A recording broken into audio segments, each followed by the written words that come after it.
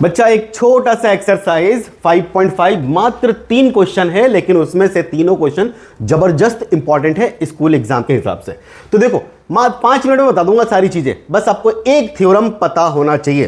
कौन सा थ्योरम मैं बता दूं बच्चा आपको। क्या ये ऐसा एक सर्कल होता है, फिर यहां पर एक कॉर्ड होता है और सेंटर से अगर कोई लाइन ऐसी आप ड्रॉ करते हो तो ये परपेंडिकुलर होता है। थ्योरम 4 याद आ गया, ठीक है। और थ्योरम 5 जब परपेंडिकुलर यहां पे ड्रॉ करते हो तो ये कॉर्ड को बाइसेक्ट करता है। क्या इतनी बात समझ में आता है? मतलब अगर ये आपका 4 सेंटीमीटर है तो ये हो जाएगा 2 सेंटीमीटर और ये हो जाएगा 2 सेंटीमीटर। बस हो गया क्वेश्चन सॉल्व। देखो पहला question, find the length of a cord of a circle if the radius is 7 centimetre and perpendicular distance is 6 centimetre. थोड़ा बढ़िया तरीके से करते हैं सर। ये देखो भाई, ये एक सर्कल हो गया, ठीक है। अब यहां पे एक लाइन मारते हैं, ओह सॉरी लाइन नहीं मारेंगे अपन, कॉर्ड बताते हैं। क्या ये कॉर्ड ए बी है? पक्का इसका सेंटर कहीं यहां होगा। इतनी बात समझ में आ गई।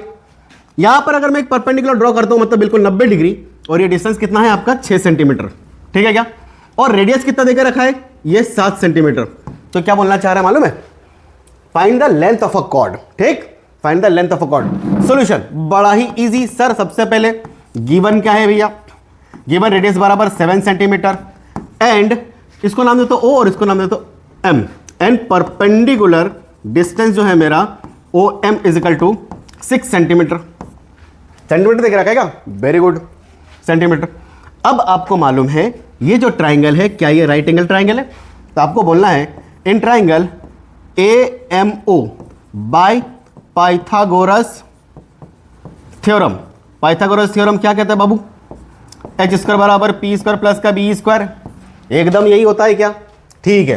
तो इस हिसाब से अगर मैं लगाऊं यहां पे तो ओ ए का स्क्वायर बराबर ओ एम का स्क्वायर प्लस में ए एम का स्क्वायर, मुझे ये चाहिए। और अगर जैसे ही मुझे ये मिल जाएगा मैं इसका डबल कर दूंगा, ये हो जाएगा क्या, कॉर्ड ए बी। ओके, तो ये हो जाएगा 7 का स्क्वायर इज इक्वल टू 6 का स्क्वायर प्लस में ए एम का स्क्वायर, जो होगा 49। ये होगा 36 प्लस में ए एम का स्क्वायर, मतलब ये 49 माइनस का 36 इज इक्वल टू क्या हो जाएगा, ए एम का स्क्वायर।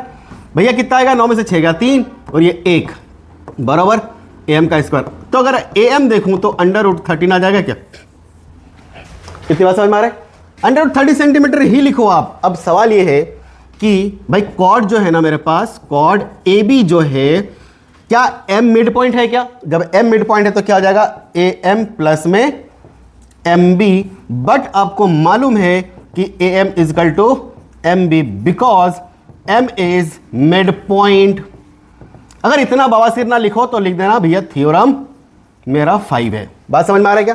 तो देयरफॉर क्या हो जाएगा ये चीज, A M is equal to, अरे ये जितना वो भी इतना ही ना, तो क्या हो जाएगा √13 सेंटीमीटर प्लस में √13 centimetre is equal to 2√13 centimetre. ले भैया झेल, हो गया ये आंसर।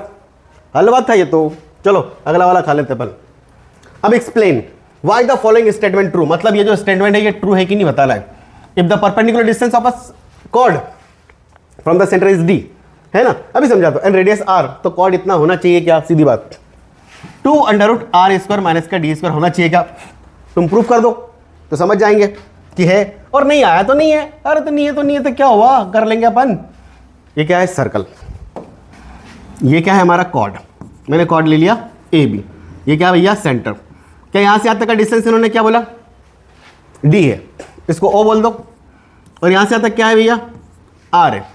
मुझे चाहिए कॉर्ड का लेंथ, इतना होना चाहिए क्या, इसको एम बोल दो। बिल्कुल पहले वाला क्वेश्चन पाइथागोरस थ्योरम लगाएंगे।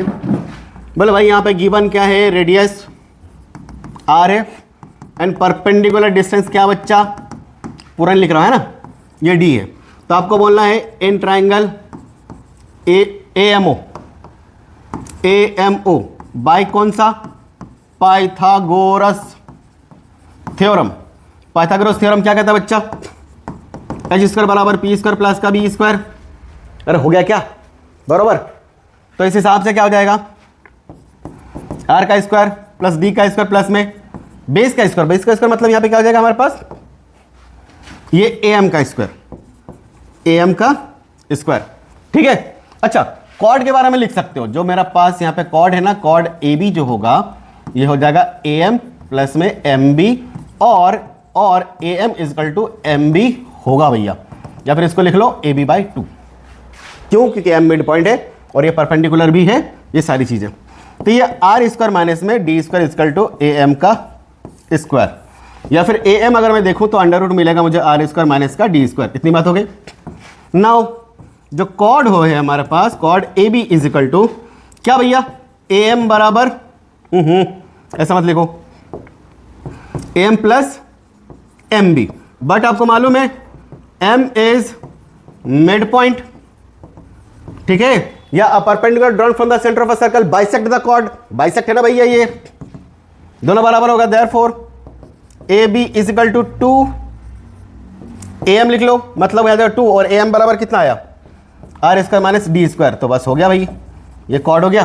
तो देयरफॉर ऐसा बोलना आपको, yes true statement.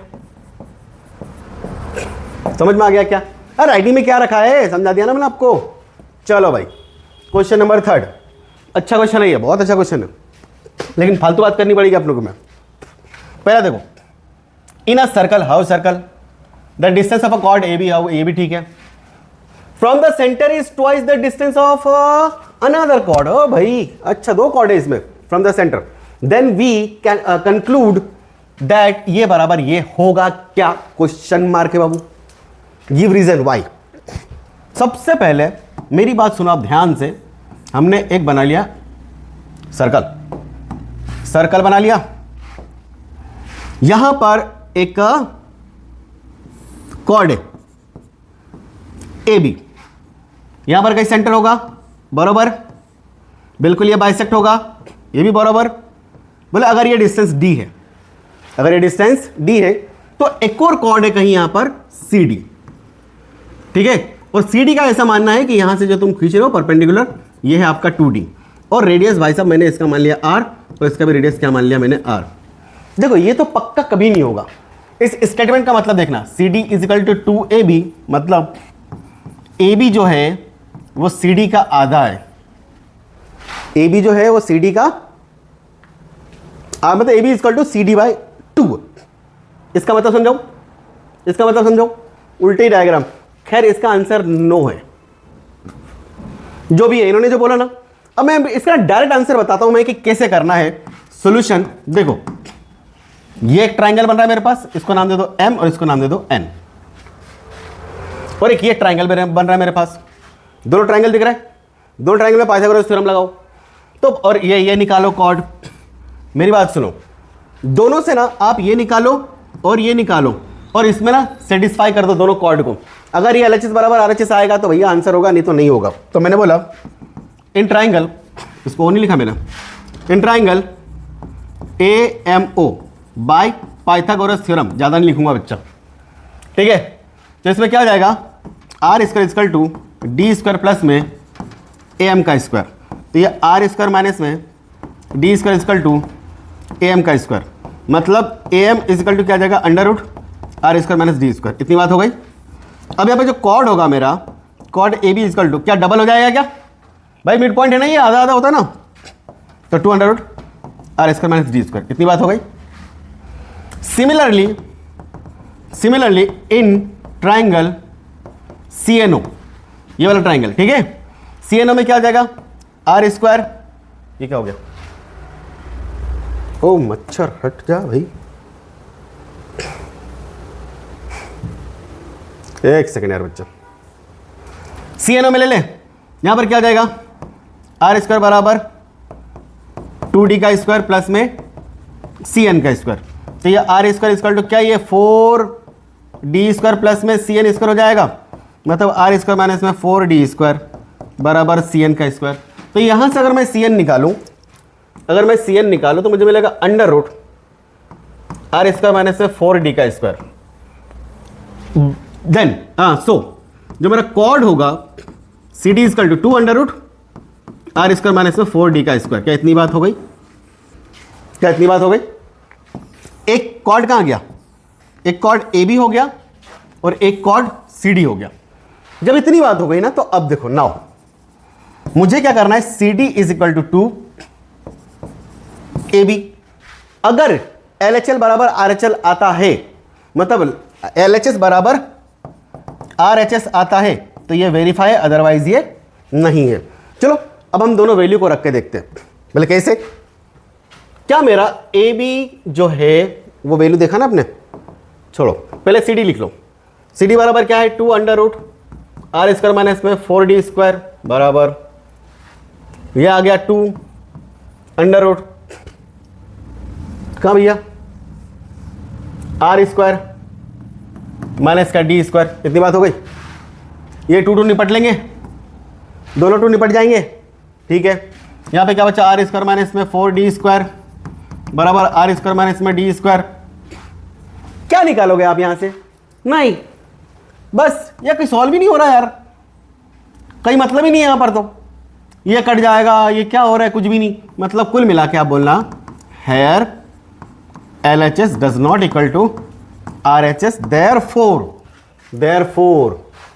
the given statement is wrong।